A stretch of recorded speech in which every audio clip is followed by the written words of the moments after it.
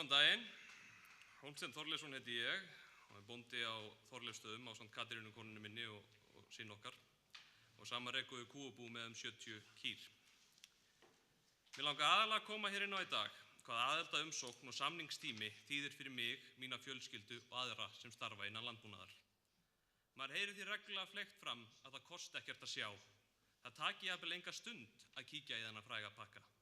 En fyrir okkur í landbúnaðinum og öðrum greinum sem verið er að semja til mögulegra framtíðar er þetta eins og stór mál.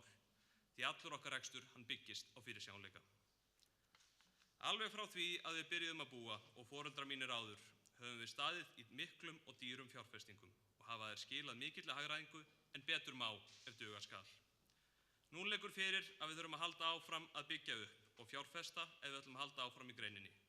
En á meðan aðildarviðræðum stendur er allt í lás. Ekki bara fyrir mig, mína fjölskyldu, heldur hundruður annarra búa allt land. Bankar munu ekki lána fyrir uppbyggingu í landbúnaði meðan fyrirsjáanleiki er ekki til staðar. Þetta hef ég sjálfur fengið að heyra frá bankastjórsmönnum nýlega. Þá verður til stöðnun. Ungt fólk kaupir ekki jarðir, byggir útihús eða stendur í viðhaldi.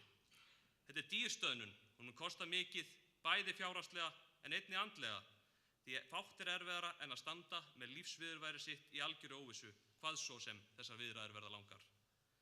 Fórnarkostnaðurinn af því að já til að sjá verður einfaldlega sendur á bændur. Innlendur landbúnaður er þjóðaröryggismál og því þegar herðir að þá hugsa allar þjóðir fyrst og síðast sig. Á okkar búi ræktum það bil allt korn og gróffóður sjálf, því eru dísilolía og tilbúin áburður þau einu aðföng sem þarf að flytja inn í okkar framleiðslu. En vel væri svo sem hægt að framleiða þau á Íslandi ef pólitísku vilji er fyrir því. Á Íslandi er kalt og kaldara heldur en allstaðar í ESB.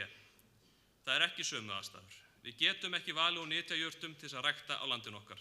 Hér vaksa örfáar tegundir grasa og bygg og kannski hveiti á einstaka jörð. Því er landbúnaður hérlendis byggður upp á grasrækt sem við notum til að fóðra dýr til að framleiða matvælin sem við þurfum. Á Íslandi fáum við greitt fyrir að framleiða hvert kíló, en innan sameiginlegrar landbúnaðarstefnu sambandsins myndi þetta verða breytt. Við fengjum greitt fyrir hvern hektara lands sem við yrkjum eða vegna einhverju umhverfisverkefna. Þannig er skorið á tenginguna á að við séum að framleiða mat, sem er hlutverk landbúnaðar.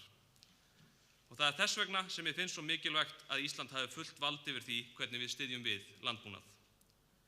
Ísland þarf landbúnaðarstefnu sem hægt er að laða hratt að íslenskum aðstæðum ef breytingar verða til dæmis á veðurfari, sjúkdómastöðu eða aðstæðum á markaði.